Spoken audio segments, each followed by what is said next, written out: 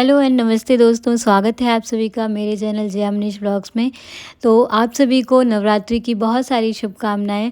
क्योंकि मेरी वीडियो जो है वो 2 दिन थोड़ी-सी लेट हो गई ड्यू टू सम रीज़न्स, क्योंकि मैं अपनी वीडियो जो है वो एडिट ही नहीं कर पाई थी। शूट करके वीडियोस रखी हुई थी बट मेरे को एडिट करने का टाइम नहीं मिल पा रहा था। तो आज का व्लॉग जो है मैंने वो नवरात्रि के 1 दिन पहले से स्टार्ट किया है। और आज श्राद्ध वगैरह का खाना बनना था, तो बस मैं सुबह नहा धोकर जल्दी मैं उसी काम में लग गई थी। और आज बहुत काम है क्योंकि आज श्राद्ध का सारी चीज़ें खाना पीना बहुत से काम होते हैं जो करने पड़ते हैं। वो सारे मैंने अपने काम जो हैं वो फ़िनिश किए। और माँ की भी थोड़ी तबीयत ठीक नहीं थी, फिर भी उन्होंने मेरी थोड़ी बहुत हेल्प की जितना वो कर पाईं। और उसके बाद आज मुझे सारे मंदिर भी अपना साफ़ करना है।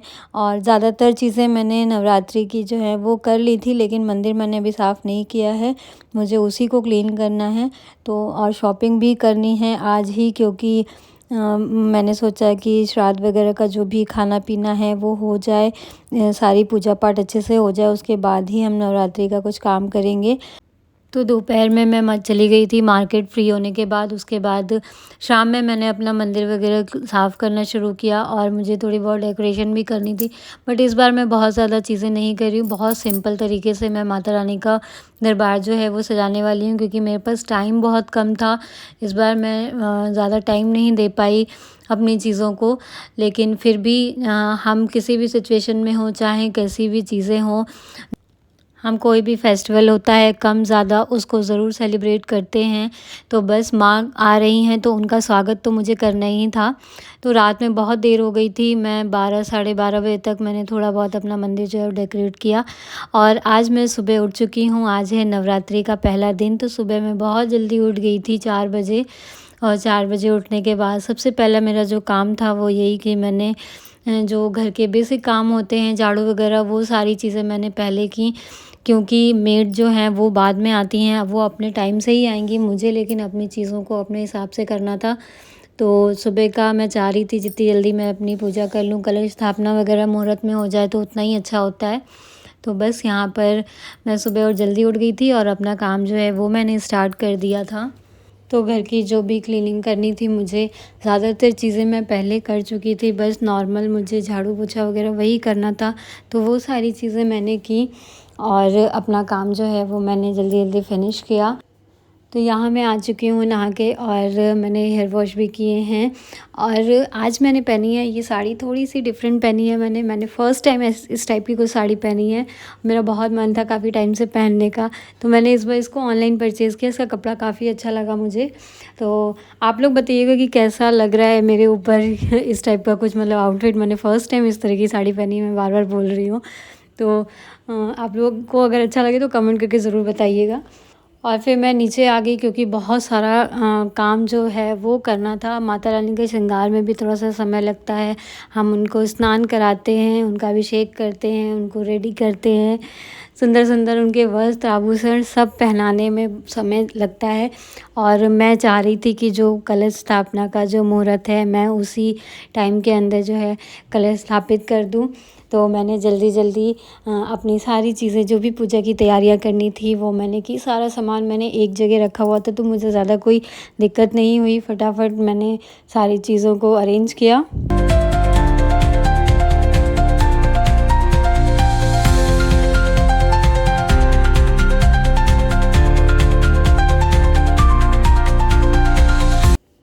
तो सबसे पहले मैंने माँ का स्नान कराया, उनको अच्छे अच्छे वस्त्र पहनाए, जो भी मैं उनके लिए चीज़ें लेकर पसंद कर कर लाई थी।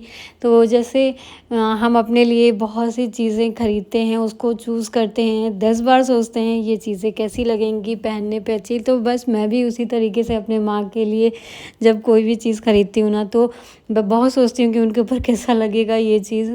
तो बहुत प्यार से हम सभी खरीदते हैं। और उसके बाद अब माँ का श्रृंगार करेंगे हम। तो पूजा की सारी तैयारी करने के बाद मेरा सबसे पहले जो काम होता है वो ये कि मैं बाहर की तरफ जो मेरे डोर हैं उन पे मैं स्वास्तिक का निशान बनाती हूँ। शुभ चिन्ह जो होते हैं वो बनाना बहुत शुभ होता है। एक पॉजिटिविटी आती है आपके घर में, जो आपके घर के आसपास का ऑरा होता है वो बहुत स्ट्रॉन्ग हो जाता है। और उसके बाद मैं बनाती हूँ अपने माता रानी के चरण, उनका आगमन करते हैं, उनसे विनती करते हैं कि माँ हमारे घर में पधारें। तो इस तरीके से मैं हमेशा करती हूँ, हर नवरात्रि में करती हूँ। जो लोग मेरी वीडियोस देखते हैं रेगुलरली उन्हें पता होगा। तो ऐसा कुछ नहीं है कि मैं इसमें कोई नई चीज़ ऐड कर रही हूँ। जैसे मैं हमेशा करती हूँ, इस बार भी हर नवरात्रि में मैं उसी तरह करती हूँ और हमेशा एक नई एनर्जी, एक नई पॉजिटिविटी के साथ करती हूँ।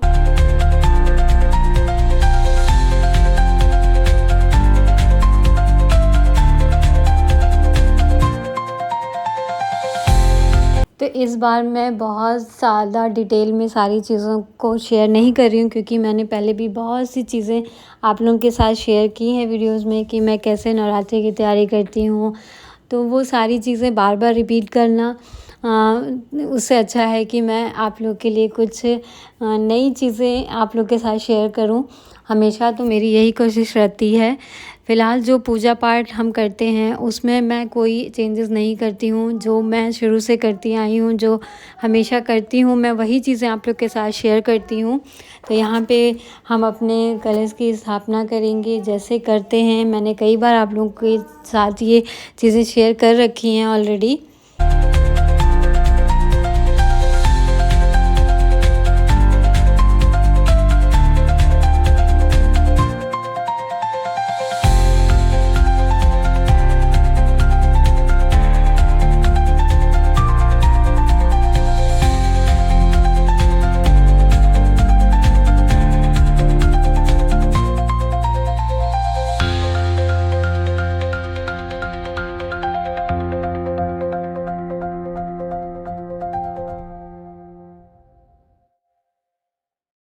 तो माता रानी का कलश स्थापना के बाद फिर मैंने जोत जलाई। जोत तो हमेशा पापा ही जलाते हैं, तो उन्हीं के हाथ से मैंने जोत जलवाई थी। उसके बाद माँ पापा ने पूजा की, फिर मैंने और अनाया के पापा ने साथ में बैठकर पूजा की। वो भी नहाकर आ गए थे।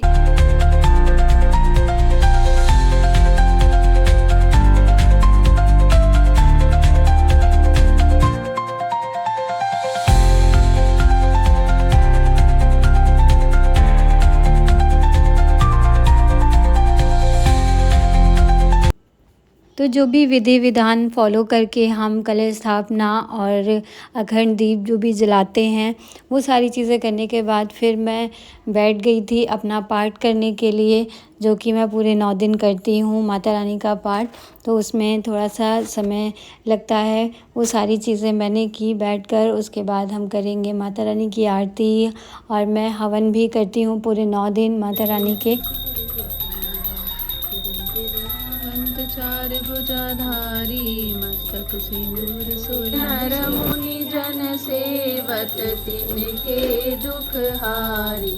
जय अम्बे गौरी कानन कुंडल शोभित नासाग्रे मोती कोटिक चंद्र दिवाकर अजत समज्योति। जय अम्बे गौरी।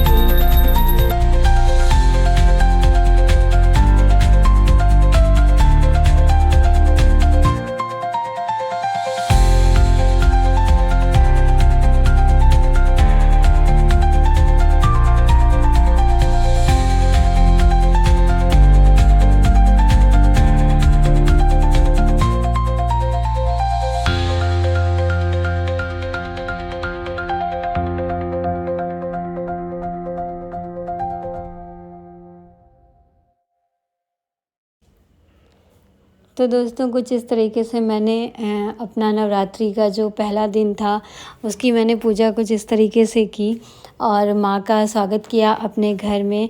और मेरी अनाया भी आ चुकी थी मेरे पास, तो उसने भी मेरे साथ बैठकर पूजा की। और पूजा करने के बाद सबसे पहले मैंने अपनी माता रानी का, अनाया का पैर छूकर आशीर्वाद लिया।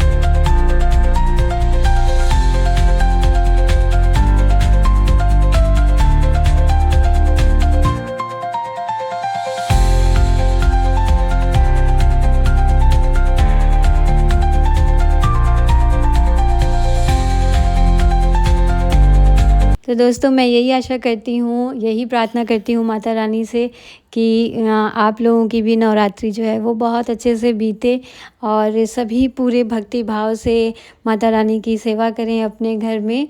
तो चलिए मिलते हैं फिर नेक्स्ट व्लॉग में, तब तक के लिए bye bye and take care. जय माता दी।